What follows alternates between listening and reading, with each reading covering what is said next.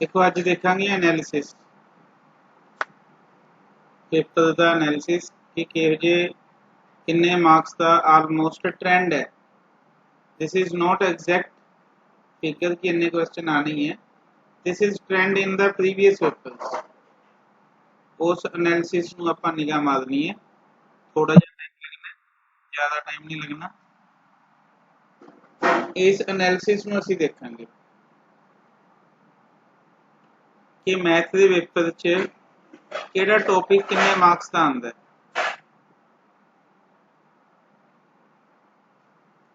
देखो फर्स्ट अपना टॉपिक है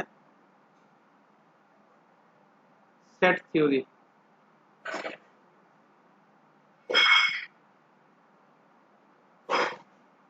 इसमें तुसीं कह सकते हो कि इंपॉर्टेंट क्वेश्चन की कैटागरी है ये। This is a category of important question. Important इसलिए है कि इस 5 to 7 मार्क्स का पेपर आ जाता है। इतने मैं मार्क्स लिखूंगा, ठीक है। 5 to 7 मार्क्स का मतलब 5 to 7 क्वेश्चन पूछे जा सकते हैं। पहला भी पूछे गए है, हुण भी पूछे जा सकते हैं। मैट्रिसेस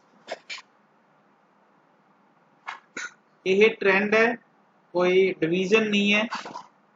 मैं दोबारा रिपीट कर दें इस गल नूं। This is not A division. जो पिछले पेपर च हुंदा आ रहा उसके अकॉर्डिंग डिटरमिनेंट्स। इस दे विचों ये भी एक इंपॉर्टेंट टॉपिक है। इस चों 8 तो 10 मार्क्स का पेपर पूछा जाता है। 8 तो 10 मार्क्स। कई बार 7 क्वेश्चन आ जाते हैं, कई बार 8 आ जाते हैं, 9 आ जाते हैं, 10 आ जाते हैं। 10 तक क्वेश्चन आए हुए हैं। मैट्रिसेस दे विचों 30 तो 40% पेपर आता है। ਤੇ ਜਿਹੜਾ डिटरमिनेंट है आई मन के चलो कि 60 तो 100%, 50 तो 40 तो 100%,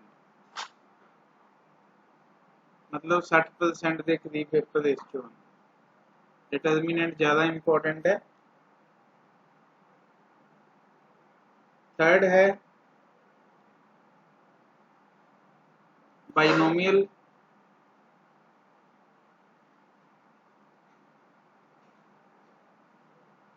बाइनोमियल चो 3 तो 4 क्वेश्चन आने ही आने हैं।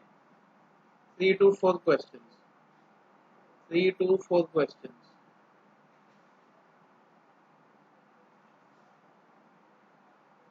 बाइनोमियल के नाल ही मिलता जुलता टॉपिक है परमुटेशन एंड कॉम्बिनेशन।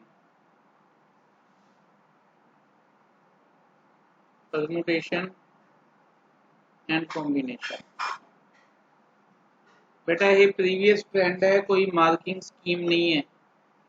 इस चो भी 3 to 4 क्वेश्चन आते हैं परमुटेशन के विचों भी एग्जैक्टली सेम आते हैं जो पिछला ट्रेंड रहा है बेटा प्रोबेबिलिटी चो। प्रोबेबिलिटी चो इस चो भी 3 to 4 क्वेश्चन आते हैं। तो आलमोस्ट इस टॉपिक के विचों मन के चलो तुसी 9 to 12 क्वेश्चन आ सकती है। 9 to 12 क्वेश्चन जो प्रीवियस ट्रेंड ਨੂੰ देख के ਆਪਾਂ ਚੱਲੀਏ। Clear.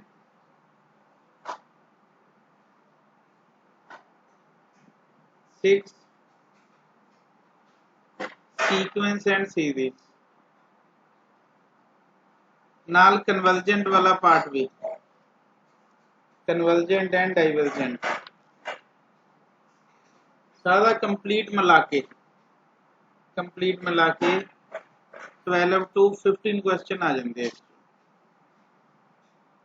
Complete they which.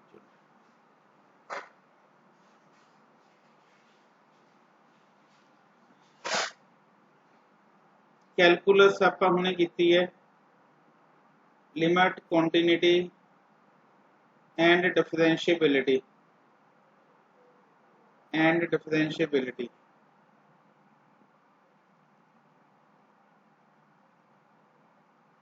And differentiability. इस दे विच जिहड़ा डेरिवेटिव वाला पार्ट है प्लस इस दे विच बेटा नाल लिख लो एप्लीकेशन ऑफ डेरिवेटिव की भी गल हो रही है, नाल लिख लो लिमिट एंड कॉन्टिन्यूटी की गल भी हो रही है, limit and continuity, limit and continuity plus derivative, derivative complete.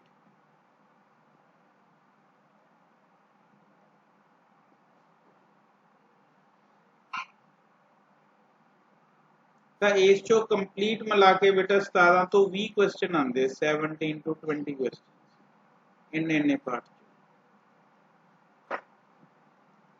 20 question तुहानू पता है कितनी बड़ी वेटेज है। ठीक है, क्लियर भी? यस, हाँ जी,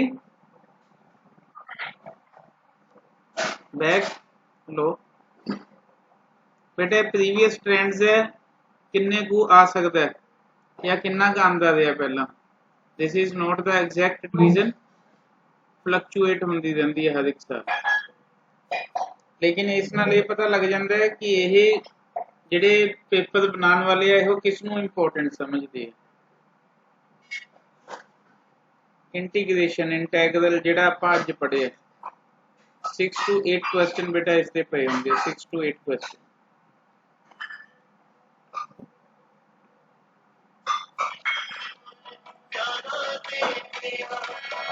एक मिनट का टाइम बेटा, लिखा तो नहीं आपने differential equation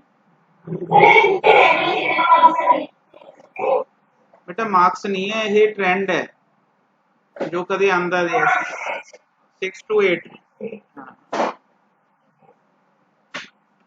This is not the division given by the paper setter agency or anybody. This is only trend of previous papers. ठीक है, सिलेबस ਦੇ ਵਿੱਚ नहीं लिखा होया कि इन्ने मार्क्स ਦਾ आना है, ये बस एनालिसिस ਦੇ ਉੱਤੇ डिपेंड है। 9 to 12 क्वेश्चन आ जाते बेटा इस। ठीक है, एक अपना पार्ट है बेटा कॉनिक सैक्शन का, कॉनिक सैक्शन ਜਿਹੜੇ ਜ਼ਿਆਦਾ ਮਾਰਕਸ ਵਾਲੇ ਮੈਂ ਉਹਨਾਂ ਦੀ ਗੱਲ ਹੀ ਕਰ ਰਹੇ ਹਾਂ। ਠੀਕ ਹੈ, ਕੋਨਿਕ ਸੈਕਸ਼ਨ, ਕੋਨਿਕ ਸੈਕਸ਼ਨ ਦੇ ਵਿੱਚ ਤੁਹਾਡਾ ਪੈਰਾਬੋਲਾ,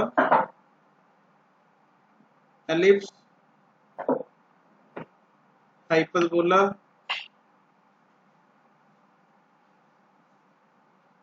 सर्कल वगैरह आ जाते हैं बेटा। इस सैक्शन चो भी 12 to 15 क्वेश्चन आ जाते हैं, 12 to 15 क्वेश्चन। मैं तुहानू कहना है इंटीग्रेशन तो बाद आप यही स्टार्ट करांगे। ठीक है,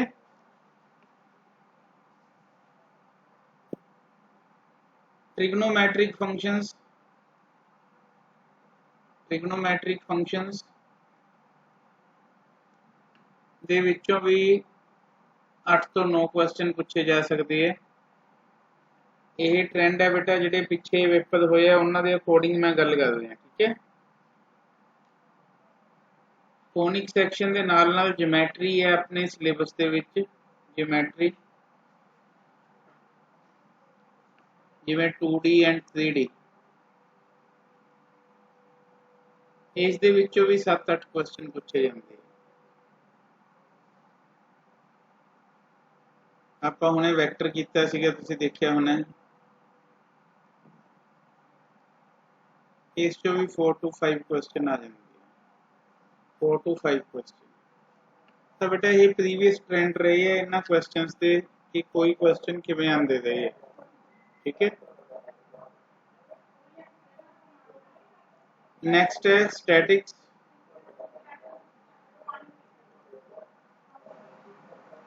4 to 6 क्वेश्चन आ जाते हैं इस चो।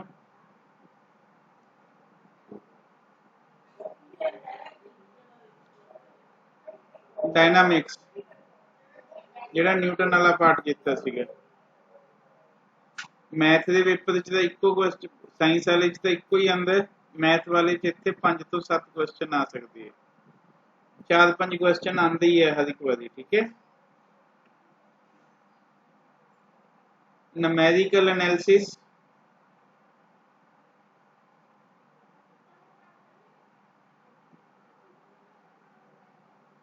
न्यूमेरिकल एनालिसिस चो 2 या 3 क्वेश्चन बड़ी मुश्किल नाल पूछे जाते हैं।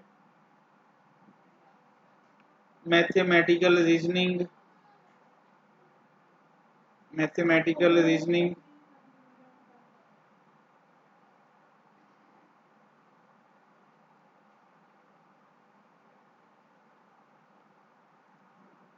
एंड LPP ਇਹਦੇ ਵਿੱਚੋਂ ਬੇਟਾ ਦੋਨੇ ਚੈਪਟਰ ਚੋਂ ਹੀ 3 ਜਾਂ 4 ਕੁਐਸਚਨ ਆਉਂਦੇ ਆ, ਕਦੇ 2 ਵੀ ਆ ਜਾਂਦੇ ਆ।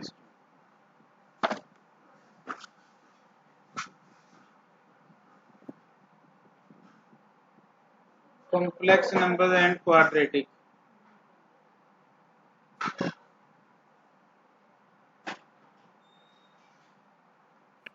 ਪੰਜ ਤੋਂ 7 ਕੁਐਸਚਨ ਆ ਸਕਦੇ ਆ, 5 ਤੋਂ 7 question.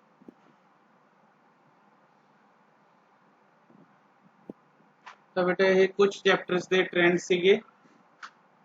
This is purely on trend of the previous papers ਜਿਹੜੇ ਹੋਏ ਹੈ ਉਹਨਾਂ ਦਾ ਜੇ ਆਪਾਂ ਐਨਾਲਿਸਿਸ ਕਰੀਏ, ਇਹ ਕੋਈ ਸਿਲੇਬਸ 'ਚ ਡਿਫਾਈਨ ਨਹੀਂ ਹੈ ਜਾਂ ਕਿਸੇ ਨੇ ਕਿਹਾ ਨਹੀਂ ਹੈ ਕਿ ਇੰਨੇ ਮਾਰਕਸ ਦਾ ਪੇਪਰ ਇਸ 'ਚੋਂ ਆਉਣਾ ਹੈ, ਲੇਕਿਨ ਆਲਮੋਸਟ ਜੋ ਪਿਛਲਾ ਟ੍ਰੈਂਡ ਰਿਹਾ ਹੈ ਸਭ ਪੇਪਰਸ ਦਾ, ਉਸ ਦੇ ਬਿਹਾਫ ਦੇ ਉੱਤੇ ਮੈਂ ਤੁਹਾਡੇ ਨਾਲ ਇਹ ਗੱਲ ਕੀਤੀ ਹੈ। ਠੀਕ ਹੈ ਵੀ, ਕਲੀਅਰ ਹੈ ਬੇਟਾ? ਯੈਸ।